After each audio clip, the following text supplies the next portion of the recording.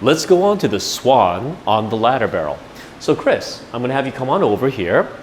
Please come to the barrel from the back side. Now from here, you're going to be coming onto the barrel and grabbing onto the ladder. So take your time, reach forward. Now very carefully, hike yourself up onto the barrel, wriggle up, now stop right there. Perfect. Now I want to note something.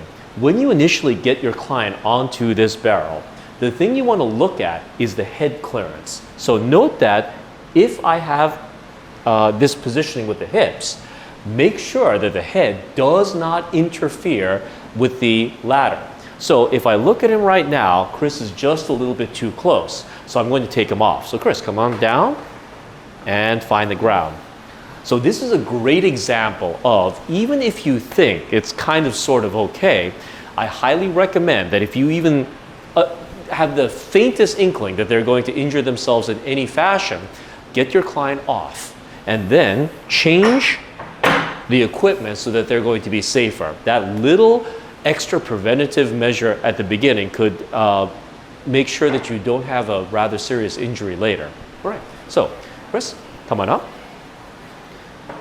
Yeah, reach forward, perfect. Now once your hand's on the barrel, you come on up. I'm much happier with his position right now. Okay, so the idea of a swan is that you're going to be lifting the body up and placing the body back down. You're going into extension. Now, the question that you should always ask whenever you're working with a piece of apparatus in Pilates is, what is the difference? Why would you choose this particular exercise on this piece of equipment rather than, let's say, the mat? So the swan on the mat is an iconic exercise. It gives lots of extension. However, here's what I want you to think about. When you have your client on the mat, their legs are supported. So therefore, they can let their legs completely relax and just lift and lower the upper body, and the legs won't do any type of work. The legs, the glutes, the hamstrings, and the calves should be engaged. However, it's very easy for your client to just let their legs relax. They can cheat. They can just do a very sharp bend in the lower back, and it will look like they're doing swan. However, in this position here, there's absolutely no question that your client has their glutes, their hamstrings, and their legs on, because you can see that the legs are up in midair and unmoving. Now, Chris right now is in a good position.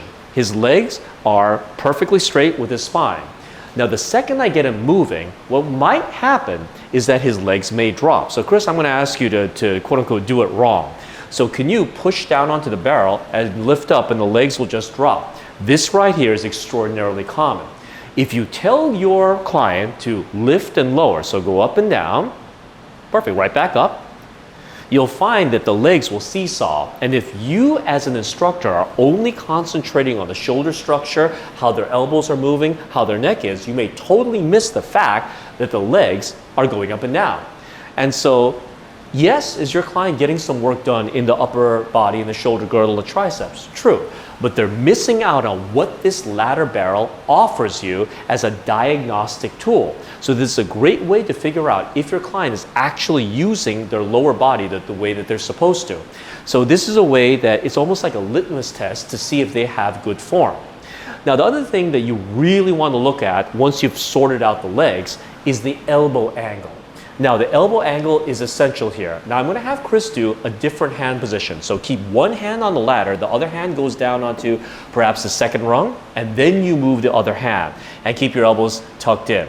Now, this is an alternative way to do swan. So, Chris, first, pull your belly button up, keep your legs in the same spot, and I may leave my hands right here as a kind of a kinesthetic reference point. So if he goes down, he can feel that he's going down because he's going to push into my hands. All right, Chris, use your arms and lift your upper body up, gentle bend, and then right back down. You want to have your shoulder blades pull down the back.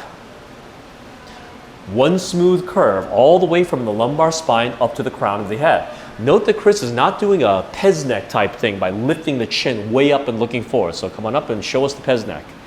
Like that. You don't want that sharp bend at the neck. All right, relax. Now, one thing that's very important is the angle of the elbow. Could you come on off, please? Okay.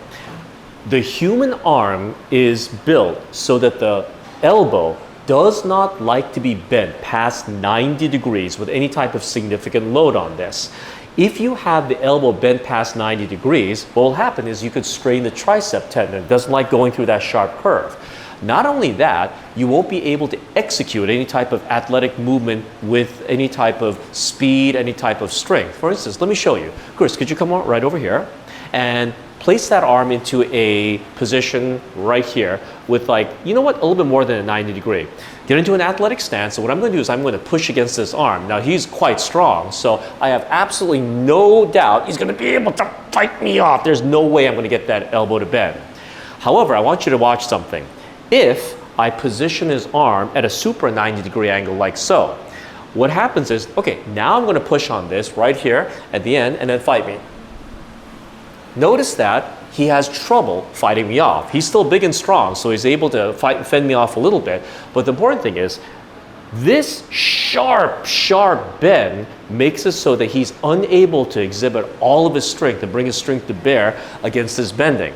And when you're on the ladder barrel doing an exercise such as Swan and you need to stop yourself from coming down, your inability to stop the body at this position, and if you have the elbow bent, could lead to catastrophic results. If he builds up any type of momentum and he bends the elbow past 90 degrees and he's unable to push back up, then you could fall forward or your head could hit onto the ladder even if you are positioned further back.